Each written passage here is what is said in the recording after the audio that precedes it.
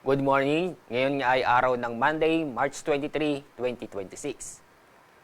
Nakaranas po tayo ng mainit at malinsangan ng panahon dahil pa rin sa easterlies. Itong easterlies ay base sa ating mga data o analysis, ay magpapatuloy ang epekto nito sa ating bansa sa susunod na 5 araw. Sa kasalukuyan, inyong papansin, wala tayong binabantayan na LPA o bagyo sa loob at sa labas ng ating Philippine Area of Responsibility.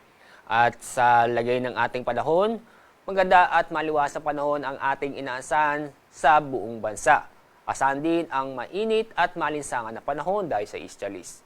Itong mainit at malinsangan na panahon ay mararamdaman natin lalo-lalo na sa tanghali o sa hapon. Sa Metro Manila, ang inaasahan ko natin pinakamataas na temperatura ay aabot ng 31 degrees Celsius.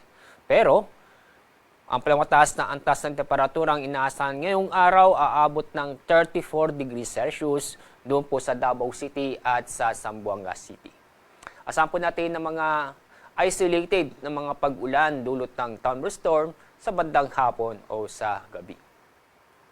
Kahapon, ang pinakamataas na heat index ay umabot ng 39 degrees Celsius doon po sa Langranja, Carlota, Negros Occidental at sa Cotabato City.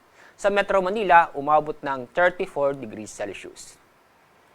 Ngayong araw, inaasahan na aabot ng pinakamataas na heat index ay 39 degrees Celsius doon po sa Davao City. Sa Metro Manila, aabot ng 34 degrees Celsius.